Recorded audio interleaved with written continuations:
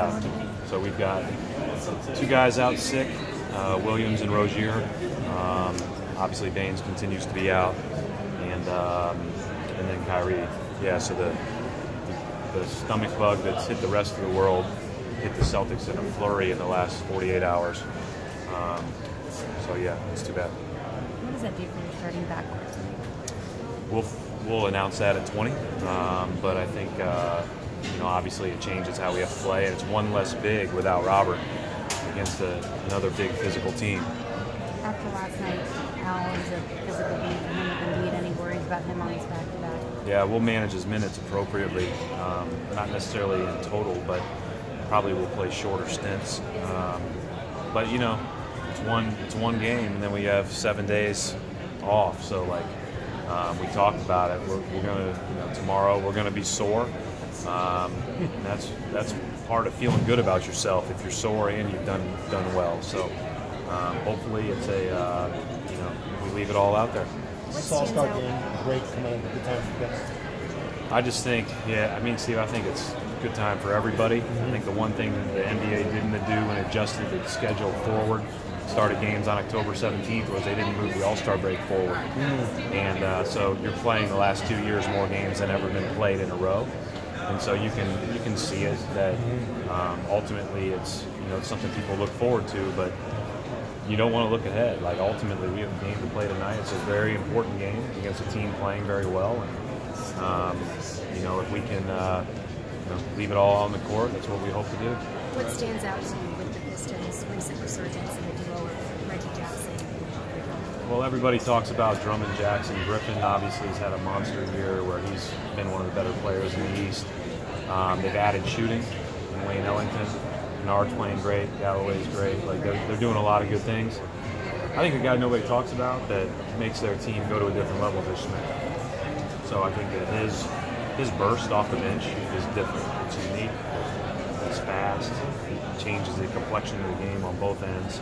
And with him, they've been awfully good all year. They've been 20 and 11 or whatever it is. So, we're going to have to be really good on all those guys. Blake draws the majority of attention. Andre draws the majority of attention. Reggie, rightfully so. There's a lot of guys on this team, and they're playing well. Blake has done a lot of bouldering as a playmaker over the years. What ways have you seen him continue that?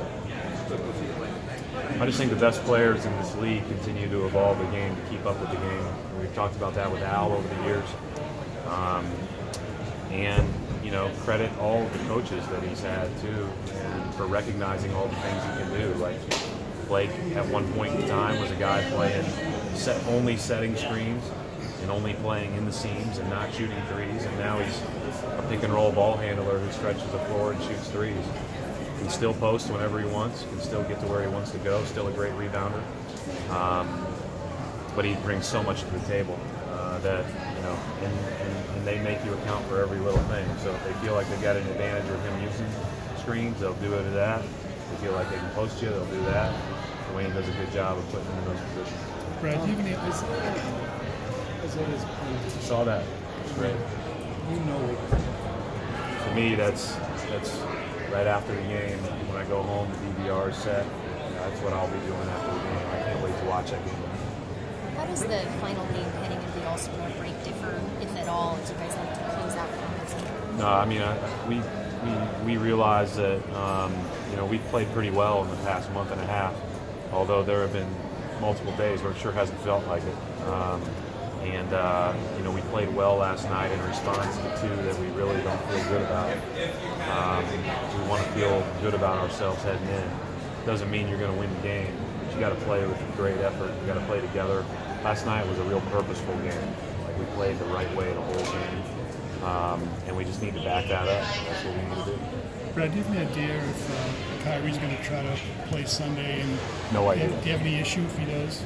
No, I said, I was actually asked about this on the radio. I haven't put much time and thought into it, really.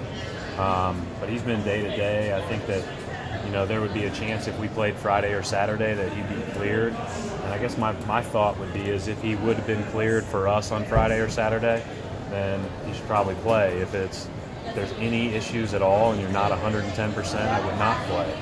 And the reason I say that is because you're going to have to get some basketball activity in regardless. You need to get up and down the court. We can't do anything per NBA rules until mid next week when we get back together. So to me, it makes sense. But if he's 100%, it's got to be 100%. And I haven't heard because I haven't really asked. I've been focused on Philly and Detroit. Red, you mentioned playing the right way last night in Philadelphia. Was it the mental aspect that you really think was very key? We just every possession mattered, and we played that way. When we lost those leads last week, we didn't treat every possession the same way, and when things got tough, we splintered, as Marcus documented well. And so, last night when things got tough, we stayed together. We played the right way, and that's what you have to do. And that's the most important thing to build on from last night. That's why last night's result was a lot less important than just the way that we played. Thanks, man.